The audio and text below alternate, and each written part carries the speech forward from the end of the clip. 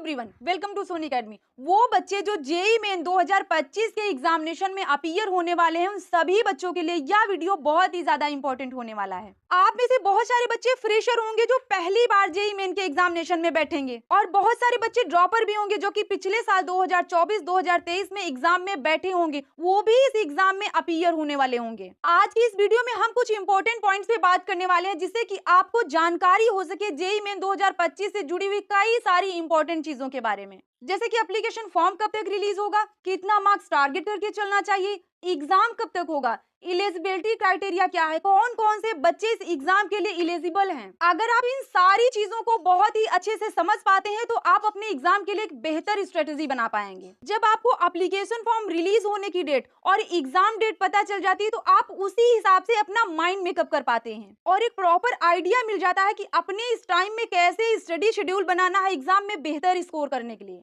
सारी कुछ बात करेंगे, लेकिन उससे पहले जिन लोगों ने चैनल को सब्सक्राइब नहीं किया, जल्दी से चैनल को सब्सक्राइब कर लें, क्योंकि आपको जेई मेन के रिगार्डिंग जो भी अपडेट होगी हमारे चैनल से मिलती रहेगी।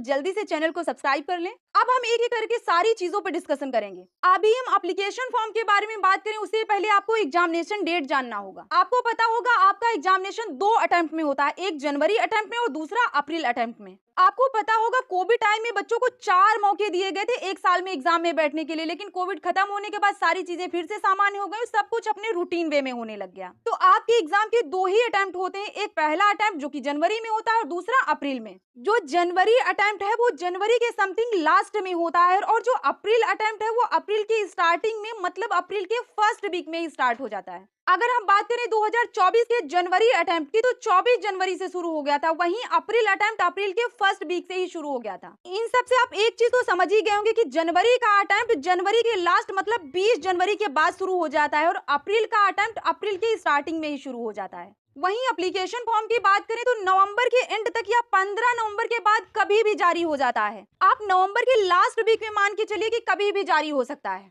अब सबसे इंपॉर्टेंट बात करेंगे कि एलिजिबिलिटी क्राइटेरिया क्या है, कौन कौन से बच्चे इस एग्जामिनेशन में अपीयर हो सकते हैं, तो इन सब के बारे में हम बात करेंगे। उससे पहले मैं आपको बता दूं, अगर आप आने वाले साल में जेई का एग्जाम देने वाले हैं, चाहे 2025 में या फिर 2026 में, तो आपके लिए बहुत ही बेहतरीन बुक लक्ष्य मॉड्यूल जो पीडब्ल्यू की तरफ से लॉन्च किया गया है, आप इस बुक से अपनी प्रिपरेशन कर सकते हैं। जेई मेन और जेई एडवांस दोनों के लिए बहुत ही बेहतरीन क्वेश्चन का कलेक्शन है इस बुक में। आप देख सकते हैं इस बुक में कॉन्सेप्ट और फॉर्मूलाज को बहुत ही बेहतरीन ढंग से समझाया गया है। आप देख सकते हैं ये कि टॉपिक बहुत ही अच्छे तरीके से एक्सप्लेन किया गया है। पीवाईक्यू के साथ साथ आप देख सकते हैं आंसर की भी दिया गया है, जिससे आपका डाउट एकदम क्लियर हो जाता है। अगर आप इस बुक से अच्छे से पढ़ाई कर लेते हैं तो आपको जेई मेन और जेई एडवांस दोनों ही एग्जामिनेशन में कोई भी प्रॉब्लम नहीं होगी। यह बुक्स आपको तीनों ही सब्जेक्ट फिजिक्स, केमिस्ट्री, मैथ तीनों में ही मिल जाती है। इस बुक को आप अमेजन, फ्लिपकार्ट से भी परचेज कर सकते हैं। साथ ही साथ आप इस बुक को पीडब्ल्यू स्टोर से भी परचेज कर सकते हैं। पीडब्ल्यू स्टोर से परचेज करने पर अगर आप कोड यूज करते हैं JEE सोनी, तो आपको मैक्सिमम लेवल का डिस्काउंट मिल जाता है। बुक का लिंक आपको डिस्क्रिप्शन में मिल जाएगा, आप वहां से बुक्स को परचेज कर सकते हैं। तो जाइए, देर किस बात की, लक्ष्य मॉड्यूल के साथ स्मार्ट स्टडी करके अपनी तैयारी को और भी बेहतर बनाइए। आपने अभी तक एप्लीकेशन फॉर्म और एग्जामिनेशन डेट के बारे में अच्छे से जान लिया होगा। अब हम समझते हैं कि कितने मार्क्स आपको टारगेट करके चलना चाहिए जेई मेन के एग्जामिनेशन में। यह एग्जामिनेशन टोटल 300 नंबर का होता है। थोड़ा सा पैटर्न की बात कर लें तो 3 सब्जेक्ट होते हैं, फिजिक्स, केमिस्ट्री, मैथ। तीनों ही सब्जेक्ट फिजिक्स, केमिस्ट्री, मैथ से 30-30 क्वेश्चन आते हैं, और इन 30-30 क्वेश्चन में से आपको 25-25 क्वेश्चन तीनों ही सब्जेक्ट के करने होते हैं, जिसमें से तीनों ही सब्जेक्ट का 2-2 सेक्शन डिवाइड किया रहता है। आप देख सकते हैं फिजिक्स, केमिस्ट्री और मैथ, हर सब्जेक्ट 2-2 सेक्शन में डिवाइड रहता है, जिसमें सेक्शन ए में से 20 पूरा करना होता है और सेक्शन बी में से 10 में से 5 करना होता है। हर सब्जेक्ट में सेम ही होता है, सेक्शन ए में से पूरा करना रहता है और सेक्शन बी में से 10 में से 5 करना होता है। आपको 25-25 क्वेश्चन तीनों ही सब्जेक्ट में करना होता है। पर क्वेश्चन 4 नंबर का रहता है। टोटल 300 नंबर का एग्जामिनेशन होता है, जिसमें से अगर जिस बच्चे का 200 प्लस मार्क्स आ जाता है, उस बच्चे का लगभग 99 प्लस परसेंटाइल बन जाता है। कभी कभी किसी हार्ड शिफ्ट में 180 में ही 99 प्लस परसेंटाइल बन जाता है, तो इस हिसाब से उनको एक टॉप एनआईटी में सीएससी ब्रांच मिल जाती है। तो इस तरह से अगर आप अपना टारगेट 200 मार्क्स का बना के चलते हैं तो आपको एक अच्छे एनआईटी में सीएससी ब्रांच मिल जाएगा।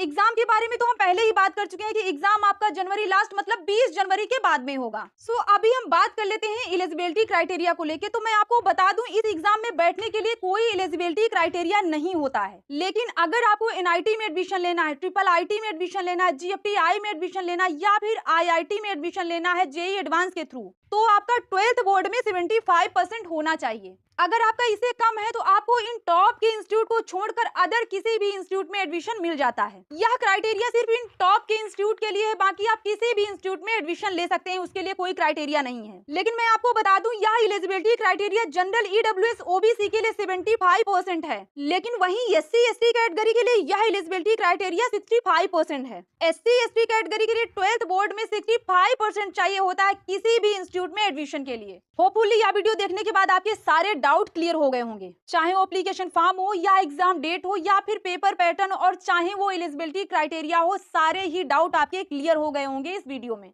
लेकिन अगर अभी भी आपको कोई डाउट है तो आप नीचे कमेंट सेक्शन में लिख सकते हैं, हम आपके डाउट को सॉल्व करने की पूरी कोशिश करेंगे। और जिन लोगों ने हमारे टेलीग्राम चैनल को ज्वाइन नहीं किया तो प्लीज हमारे टेलीग्राम चैनल को ज्वाइन कर लें। टेलीग्राम चैनल का लिंक आपको डिस्क्रिप्शन में मिल जाएगा। साथ ही साथ जिन बच्चों ने अभी तक चैनल सब्सक्राइब नहीं किया है, प्लीज चैनल को सब्सक्राइब करके बेल आइकॉन प्रेस कर लें, ताकि हमारे आने वाली हर वीडियो की नोटिफिकेशन आपको मिल सके। मिलते हैं नेक्स्ट वीडियो में। Thanks for watching.